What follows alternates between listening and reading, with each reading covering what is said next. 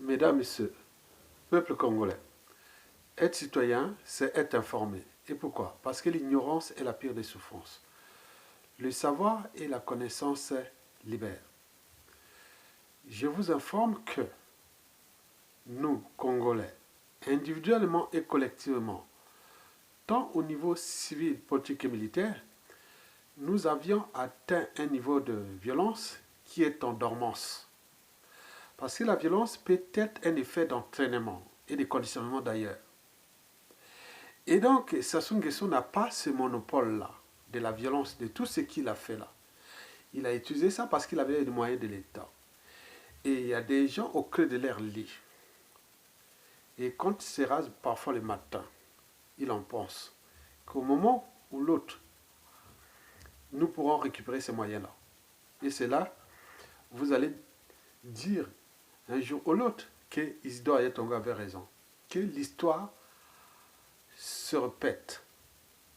Et donc, Sassou n'avait pas ce monopole-là. Donc, c'est pour canaliser cette énergie potentielle qui est en dormance, qui risque de se déchaîner à tout instant, tout dépendra de la situation, de la chute du dictateur Denis Sassou Nguesso. Et c'est les raisons pour lesquelles j'essaie déjà de canaliser cette énergie en projetant les scénarios de la chute inévitable et inéluctable du dictateur Denis Sassou Nguesso. Mesdames, Messieurs, peuple congolais. Alors, comment le dictateur Denis Sassou Nguesso va-t-il être chassé à tout instant du pouvoir en 5 éventualités possibles? Il faut se dire que dans 100% des cas, Sassou Nguesso va tomber. Et pourquoi? Parce que, 1. Toute chose a toujours un début et une fin. 2. Toute dictature a durée de vie limitée. Mesdames, Messieurs, peuple congolais, ceci dit, alors, quelles sont les 5 possibilités de la chute inévitable du dictateur Denis Sassou Nguesso? La première éventualité est la suivante, que Sassou Nguesso peut être chassé du pouvoir par le coup d'État de Palais. Dans ce cas, il peut se retrouver dans la situation de Robert Mugabe en Zimbabwe. Et cette éventualité a un avantage et un inconvénient. D'abord, l'avantage. L'avantage, c'est que ceux qui vont prendre le pouvoir, s'ils sont dans le clan, ils vont certainement protéger Sassou Nguesso de ses crimes politiques, économiques et humanitaires. L'inconvénient, c'est que si c'est des gens qui vont arranger, étant donné le volume de victimes, et le pays qui est déjà dans la merde, ruiné et détruit, et donc ça risque de provoquer une autre situation qui deviendra presque incontrôlable. D'abord, pour l'éducateur lui-même qui sera peut-être gardé quelque part, ou protégé, et aussi ceux qui seront le pouvoir là, et notamment ceux qui voudront faire le coup d'État de Paris, ça sera le clan. Donc ce scénario-là est possible ou probable dans 10% des cas. Dans 10% des cas. Donc il reste 90% des cas. Mais quels sont ces 90% des cas? C'est là où nous allons passer à la deuxième éventualité. La deuxième éventualité, c'est l'intervention de la France-Afrique. C'est-à-dire, qui dit France-Afrique, dit la France. Pour dégager Sassou Nguesso. En pensant qu'il devient une charge, une mauvaise image, et qu'il n'y a plus d'espoir pour ce monsieur, pour les intérêts vitaux et stratégiques à court et à moyen terme de la France au Congo-Brazzaville. Par conséquent, la France va prendre ses responsabilités de dégager Sassou Nguesso. En les dégageant, peut-être qu'il va trouver un autre pion, ou pas, mais dans ce cas, Sassou Nguesso peut-être il aura un avantage et un risque qu'on appelle un inconvénient. Commençons d'abord par l'inconvénient. L'inconvénient, ça dépendra des rapports de force entre pourquoi la France veut-elle sacrifier Sassou Nguesso. Et donc, si les rapports de force, si les intérêts de la France sont supérieurs à l'enjeu de protéger Sassou Nguesso, certainement, il peut les sacrifier ou même les neutraliser ou même l'envoyer à la CPI. Si à la CPI, il voit que bon, ben, ce que Sassou Nguesso pourra dire à la CPI, ça risque d'avoir à toucher les dossiers secrets de la Force Afrique, bon, ben, écoutez, bon, ben, Sassou Nguesso risque de perdre sa vie avant même d'aller à la CPI. Donc, il avait bien vendu son âme à la France-Afrique, qui devient otage aussi de sa France-Afrique, parce que c'est là qui tue, massacre, ruine et détruit ces pays au nom de la France-Afrique. Mais donc la France-Afrique, si elle prend ses responsabilités de dégager, est-ce que va-t-elle envoyer Sassou Nguesso à la CPI? Je ne le pense pas. Bon, donc sur cet inconvénient, Sassou Nguesso pourra être sacrifié par un truc, ou il peut mourir, ou je sais pas, il peut arriver comme ça. Et deuxièmement, l'avantage, c'est que bon, ben, si la France juge que bon, les rapports de force, les pressions ne sont pas aussi fortes, mais il peut certainement exfiltrer Sassou Nguesso et les garder dans un pays, France-Afrique, quelque part. Et c'est là où commencera les embrouilles de ce pays-là avec le Congo. Et donc, ça, sous ce scénario, c'est ça. Donc, si la France-Afrique prend la décision de dégager Sassou Nguesso, donc l'enjeu sera de trouver un autre pion. Mais tant qu'il ne trouvera pas un autre pion, il ne laissera pas Sassou Nguesso. Donc sur ce scénario, je pense que ce scénario est possible à 20%. Il faut le tenir en compte. C'est vraiment par rapport au premier scénario de coup d'État de Palais qui ne couvrait que 10% des possibilités. Mais là, c'est du sérieux. Ça peut se passer. D'autant plus que la France-Afrique pense que les Congolais ne menacent pas le régime. Parce que malgré les conditions de vie indignes, insupportables, intolérables, inacceptables et autres pour un peuple, ils sont là, civils, politiques et militaires, ils ne sont pas capables d'agir. Donc la France va certainement prendre ses responsabilités, de les dégager et peut-être trouver un autre pion. Et de ce pion, et bon, on va arriver dans un climat de méfiance et de défiance totale envers la France. Et donc ça peut encore aller plus grave. Et donc ça va apporter la crise à la crise et la méfiance et défiance à la France à encore plus de méfiance et défiance. Donc le scénario de temps de construire une poudrière encore durable et autres. Donc, ce scénario-là couvre 20%. Donc, 10 plus 20, ça fait 30%. Donc, il reste 70%. Donc, nous passons maintenant la troisième éventualité. Là, c'est le peuple qui nous avions appelé dès ce 1er mai 2020 que les Congolais restaient chez vous. N'allez pas travailler pour le compte d'un tyran. Donc, nous avions déjà les trucs. Donc, si le message s'il est passé, il n'y a pas relais, ce n'est pas grave. Et nous travaillons dans la résistance. Et au moment venu, Sassou tombe, nous on saura que ceux qui étaient, pendant le 1er mai jusqu'à la chute de Sassou, qui étaient les responsables, qui ont invité les gens à aller travailler dans les administrations, les entreprises de l'État et autres. Donc, ils n'ont pas accompagné ou relayé tout ça, que ce soit Télé, Congo et autres. Donc, nous suivons en ce moment. Donc, la désobéissance civile, c'est que nous voulons aller jusqu'au rapport de force. Et à ce moment-là, au vu des indicateurs déjà macroéconomiques qui sont au rouge, la situation sociopolitique, économique, humanitaire qui est catastrophique, donc ça va aller, ce n'est qu'une bombe à retardement, on est en train de retarder quelque chose. Et donc là, il va arriver certainement au rapport de force. Hein. Il va certainement on va peut-être aboutir à un rapport de force, là où Sassou Nguesso, les citoyens peuvent négocier, hein, et que bon, ben, finalement, on ne peut plus rien faire parce qu'on n'a plus des moyens d'entretenir notre dictature, et donc les risques est grand, donc Sassou Nguesso peut négocier. Mais qu'est-ce qu'il va négocier? Le but est qu'il parte sans condition et qu'il n'y ait pas de bain de sang et autres. C'est ça la négociation. Que nous aurons une transition consensuelle, pacifique, sans son système et autres.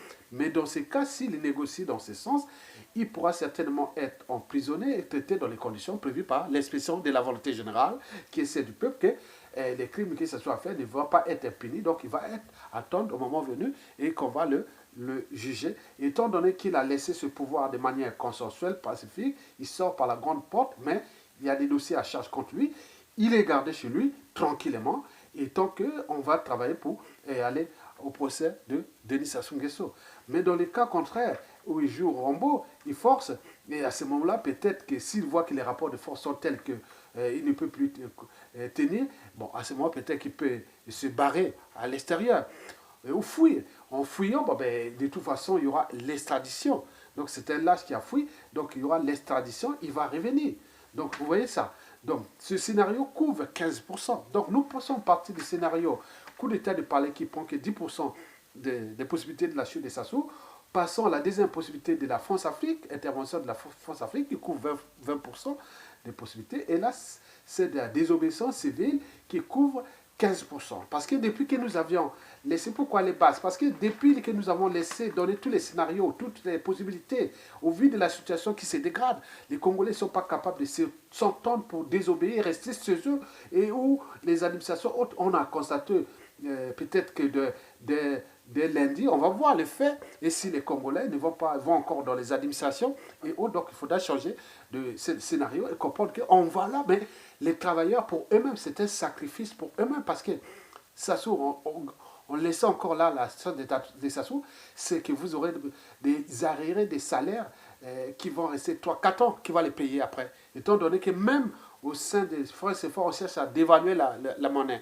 Et tant que les contrats qu'on négocie, tous les trucs à la chute de Sassou, mais vous aurez déjà dit que les 4 ans d'arrêt des salaires ou de pension, retraite et de tout ça, il faut vraiment mettre ça de côté, ça sera que pour de la tête. Mais on ne va pas vous les payer parce que vous avez laissé faire. Donc l'enjeu est de l'aide, maintenant le mois de mai là, aller jusqu'à les rapports de force pour qu'ils se dégagent, ils dégagent par le peuple et nous aurons la responsabilité de conduire une transition. Et donc là, le premier scénario n'est pas possible. Donc nous passons le scénario est difficile à 15%. Bon, nous passons maintenant au quatrième et avant-dernière dernière éventualité. Bon, là, c'est un coup d'État militaire. Ça veut dire qu'aujourd'hui, déjà, ça soit à humilier des institutions militaires et de compagnie, mais dans cette armée, elle n'est pas 100% qui est clanique. Elle a encore des individus ici de plusieurs tribus. Il y a des officiers qui sont sur 100% des officiers, et il y a quand même 80% d'officiers qui sont, ils sont pas de la tribu de Sassou, du clan de Sassou. C'est un problème démographique et autres. Donc, ils ne sont pas aussi nombreux embauchés. Donc, il y a beaucoup de militaires, même s'il y a beaucoup de mercenaires qui ont été incorporés dans l'armée et autres, peut-être ça, même les militaires eux-mêmes, ils savent. Mais il arrive qu'au moment, au vu de la situation actuelle, nous courons le risque d'un coup d'État. Et ce coup d'État-là peut arriver, on peut arriver à une situation ou à deux situations où Sassou peut fuir. Et de la fuite, on va lui demander peut-être l'exil ou faire le camp, les laisser là-bas. Peut-être ceux qui viendront faire le double jeu, ils vont les laisser là-bas tranquilles ou sans voir que c'est des associations et autres qui vont mettre les pressions pour qu'il y ait extradition de Sassou Nguesso au pays ou à la CPI. À devoir, si dans cet état d'esprit que ça passe, qu'il arrive qu'il a arrêté dans le coup d'état militaire là, que Sassou est arrêté, et là ça dépend du niveau de violence. Et parmi ces niveaux de violence, il faut savoir qui est le volume des victimes de Sassou Nguesso, de ceux qui ont fait le coup d'état. Mais si c'est des partisans, des républicains, des gens qui ont envie de découdre avec ce système et autres, mais Sassou Nguesso court des risques dans la situation où il sera arrêté. Il peut se retrouver dans la situation de Samuel Ndo, ou dans la situation de Nicolas Ceausescu, en Roumanie. On peut se retrouver dans la situation de Mussolini, humilié dans les rues, ou même de Saddam Hussein, ou tout ce qui peut arriver. Je vous l'ai dit qu'il y a l'énergie potentielle qui est là, et que Sassou n'a pas eu le monopole de là. Il y a des gens, moi je vous parle parce que j'ai des réseaux qui m'en parlent. Les gens ont envie de libérer cette énergie sur le Sassou, son clan et autres. Le but est de récupérer ces moyens de l'État. Donc, l'intérêt de canaliser déjà les énergies en ce moment. Donc, ce scénario, cette quatrième éventualité couvre 20% des possibilités.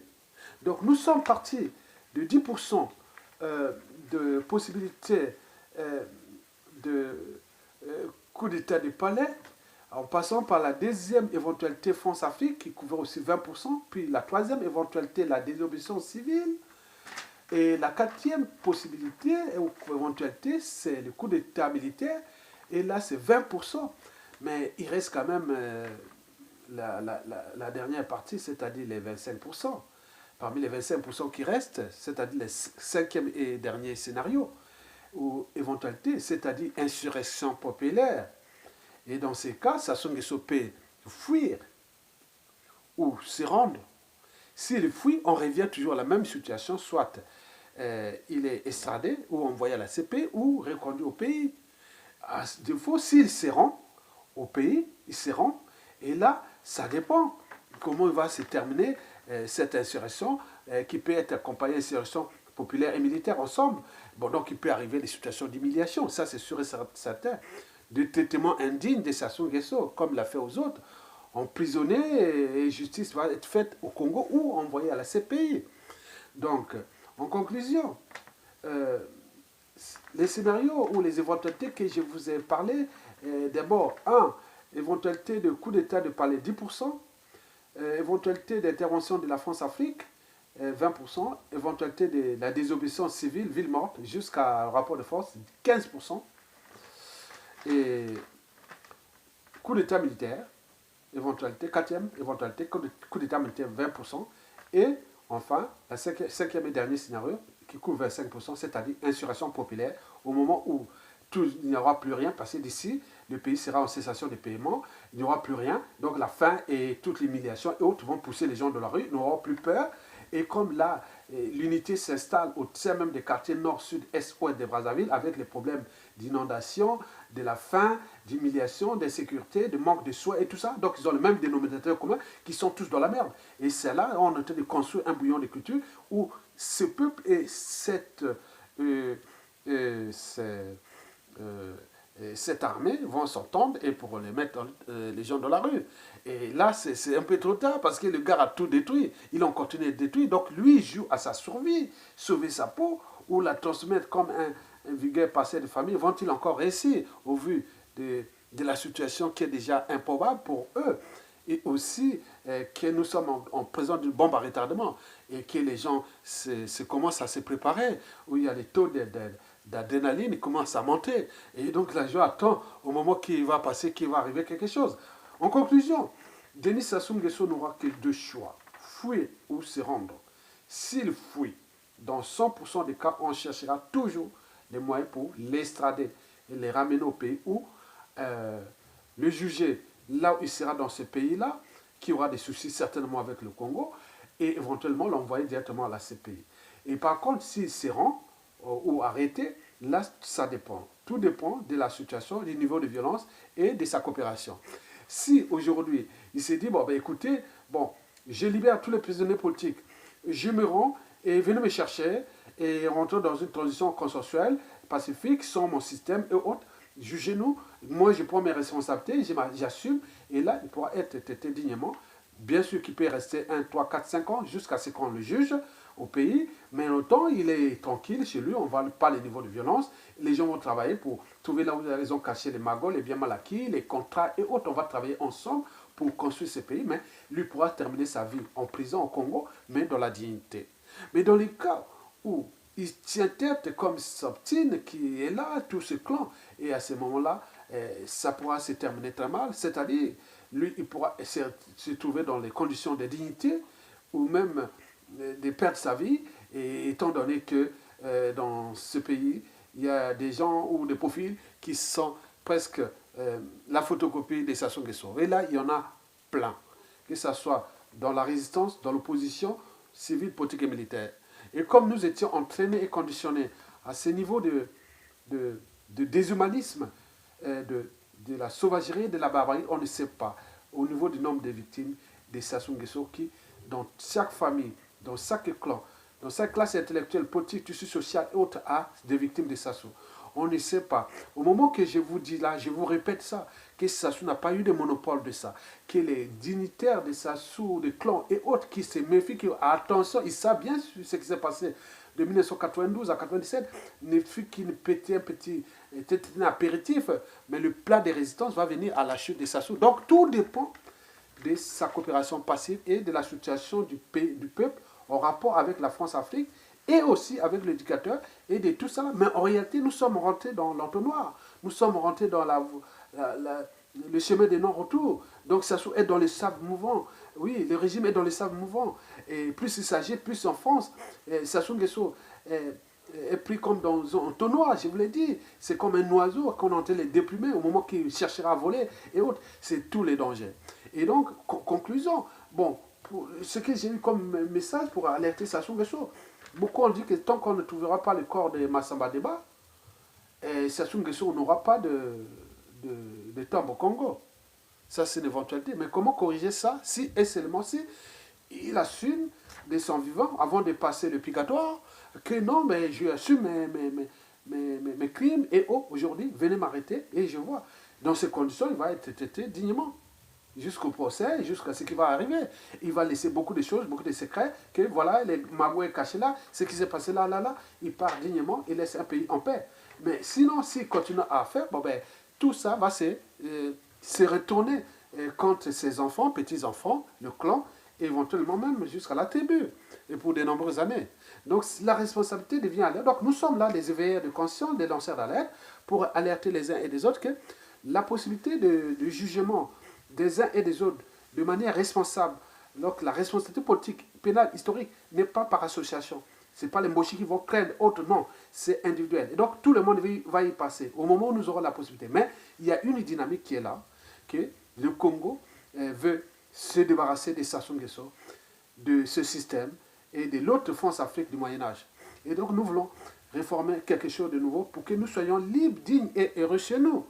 Et donc c'est que ça le message que nous tenons à faire passer aux uns et aux autres pour que vous preniez conscience que nous faisons le travail d'histoire, de mémoire, parce que les scénarios que j'ai précités, ils risquent de se répéter, parce que c'est la réalité, parce que c'est comme ça. Donc parce que nous sommes dans le monde de causes et de conséquences, parce que l'histoire a tendance à se répéter, parce que nous sommes dans la réalité. Mesdames et messieurs, peuple congolais, je vous remercie et à bientôt.